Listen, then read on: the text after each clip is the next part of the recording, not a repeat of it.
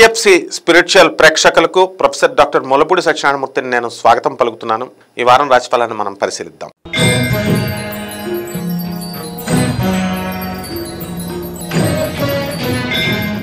ముందుగా మేషరాశి.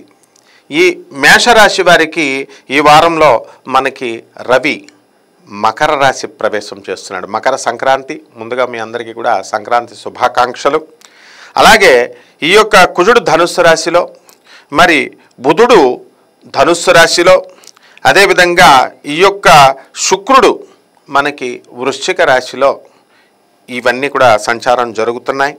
కాబట్టి మనకి ముందుగా ఈ మేషరాశి వారికి వృత్తి, వ్యాపార, ఉద్యోగ విషయాలను కనుక మనం తీసుకున్నట్లయితే బ్రహ్మాండంగా ఉంది అని మనం చెప్పుకోవచ్చు. అనేకమైనటువంటి కొత్త కొత్త ప్రాజెక్ట్స్ మీకు రావడము, వర్క్లోడ్ని అత్యంత చాకచక్యంతో మీరు పూర్తి చేయడము, ఇలాంటి ఆలోచనాత్మకమైనటువంటి విధానాలతో మీరు ముందుకు వెళతారు.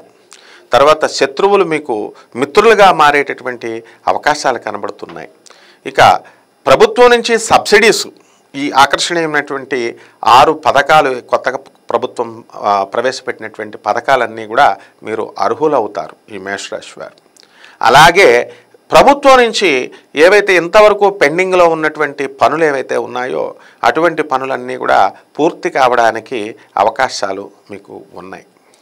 అయితే మనము ప్రభుత్వానికి సంబంధించినటువంటి ఉద్యోగస్తులు ఎవరైతే ఉన్నారో వీళ్ళందరూ కూడా వర్క్లోడ్ని సుపీరియర్స్తో చక్కటి బిహేవియర్ ద్వారా మీరు రవి మకరంలో నీచ కాబట్టి మనం కొంచెం జాగ్రత్తగా కనుక వ్యవహారం చేస్తే మరి అడ్మినిస్ట్రేషన్ మేనేజ్మెంట్ యొక్క మనసులను మనం గెలుచుకునేటటువంటి అవకాశాలు మనకు ఉంటాయి. అలాగే ఈ సంతానము లేనటువంటి వాళ్ళు ఎవరైతే ఉన్నారో వాళ్ళకి జన్మ గురుడు మీకు సంతానాన్ని ఇవ్వడానికి అవకాశాలు ఉంటాయి. అలాగే లాభములో ఉన్నటువంటి శని చక్కగా అన్ని రకాలుగా ఈ యొక్క మీ అభివృద్ధిని ఇస్తుంది. మరి 12వ ఉన్నటువంటి రాహు ప్రభావం వలన అన్నెసరీ గొడవల్లోకి మీరు వెళ్ళకూడదు. అలాగే చక్కటి కన్స్ట్రక్టివ్ వర్క్, కన్స్ట్రక్టివ్ క్రిటిసిజం చేసుకుంటూ వెళ్ళండి. అలాగే మీకు షష్టమ స్థితిగతుడైనటువంటి కేతు ప్రభావం వలన విదేశాలకు మీకు ఆఫర్లు వస్తాయి. విదేశీ ఎంఎన్సీ కంపెనీస్లో పనిచేస్తున్నటువంటి వాళ్ళందరూ కూడా ప్రమోషన్స్ అనేటటువంటివి రావడం జరుగుతాయి.